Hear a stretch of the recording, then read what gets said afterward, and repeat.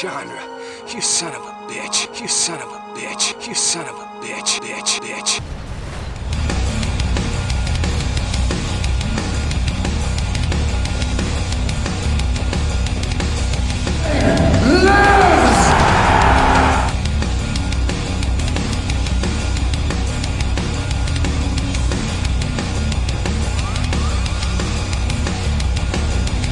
One vision, one purpose. Peace through power. Peace through power. Peace through power.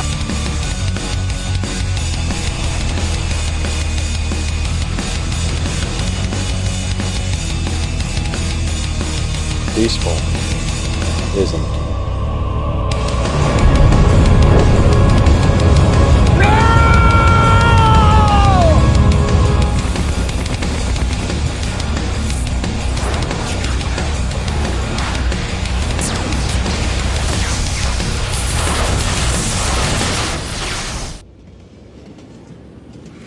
Dead and back, Commander.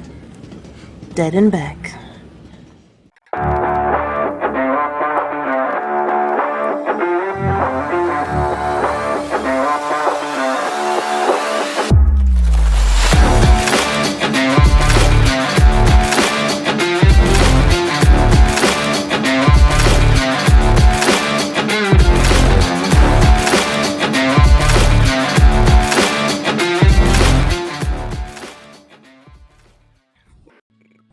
No, Command & Conquer Tiberian Sun is not that awesome because it contains new concepts, principles or mechanics. It doesn't contain millions of extraordinary units. The graphics are fine, but nothing special. Command & Conquer Tiberian Sun is unique even in the long Command & Conquer series in one aspect. It contains accompanying cutscenes and animations between missions. This shouldn't be that surprising if these cutscenes aren't the best in gaming history. I really haven't seen such a great cutscenes before. Why? The first thing is length. There are nearly 50 minutes of out-of-the-game animations and cutscenes. Another thing is the cutscene style. In more recent games in the series, the characters talk directly to you, but it is quite boring compared to dialogue between actors. And speaking of actors, in Tiberian Sun featured professionals and even the top actors of that time. At least two names you should know. Michael Biehn, best known as the main character in Terminator or Aliens. The other is James Earl Jones, best known for his "Luke, I am your father." Yes, voice of the main antagonist Darth Vader in the Star Wars universe. And one more character I should mention. Joe Kukin is not an actor but a cutscenes director, and he represents the main antagonist Kane. And yes, Kane is, at least for me, the best charismatic antagonist of all the games, and you will love him. And the next thing, the combination of real actors in an animated environment, and this combination was really amazing at that time. And one last thing, story, which is really great, and altogether you feel like you are watching at least a B-movie. But this is just a game, so this is really fantastic. And the whole game, you will be looking forward to watching the next part of the story. So how about the story?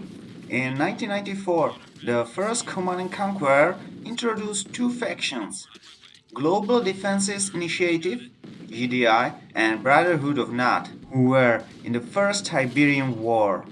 The war then took place in the present day, but with a new resource, extraterrestrial Tiberium. Tiberium has spread more and more to Earth, threatening the entire environment of the planet and turning humans into mutants. GDI tried to eliminate it, but Nod was trying to use it to control the entire world. Tiberian Sun was set in 2030 and Node was weak and disorganized. But one day, Cain has returned, and the war can begin again. As in every Command & Conquer, you can choose to play between GDI or not. There are 12 or 13 main missions and lot of optional missions, which make the main missions easier. For example, your enemy cannot use iron cannon, missiles, steel technology, or they won't destroy the bridge, so the path to your goal is shorter. I really don't remember if anything like that has appeared in more recent games in the series. The objectives of the missions are quite different. Of course, the destruction of opponent's base cannot be missed, but sometimes you have to capture a special building, rescue or capture somewhere on something, protect alien technology, escort something, destroy mammoth tank, or place or destroy special rockets. Worried and fun missions. For a good atmosphere, there are much better graphics than in the previous games, and the feeling is much more apocalyptic and sci-fi than in Red Alert universe. And the graphics are really great these days. Well, the game is very old, but you can download it for free. Game is optimized for Windows 98, so you will face technical issues. However, there is a patch which makes the game playable on Windows 11 and even in high definition. The downside of the game is the music, which is very ambient and not comparable to the music in the next game, Red Alert 2. And of course, no game is absolutely perfect. Command & Conquer is real-time strategy, but most missions don't require any strategy. There are many missions where you cannot build your own base and you get the units at the start and that's all. Then you need to play carefully and plan your progress. And in several missions, you are restricted by a time limit, so you cannot build huge army. But in most missions, you need to build and secure your base and create more and more units until your army is invincible, as you can watch in the video. Every unit has its own characteristics, so some unit is good against infantry but bad against tanks and vice versa. But if you build a lot of the best available units, you cannot lose. And the second downside is the similarity with the previous Command & Conquer games. The concept, principles, mechanics are almost the same. On the other hand, the story takes place later, so you can look forward to a lot of new units. And the units succeeded. Both factions have different units, but they are not well balanced. This time, Node got much better units and weapons. Only infantry, engineer or harvester are the same, but Node has artillery, which is absolute king of the battles. Even 5 artilleries can destroy the entire army. You don't stand a chance without air units. If you play Firestorm Data Disk, you can be surprised that artillery is almost useless because its behavior has changed. Node also has subterranean units like APC and Devil's Tongue, which is infantry killer. They also have steel tank that could be used especially in multiplayer when the opponent's attention is focused elsewhere.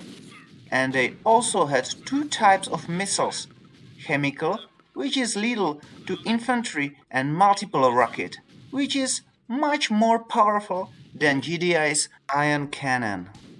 And they also have cyborgs and cyborg commando, the most powerful infantry that can heal themselves in Tiberium.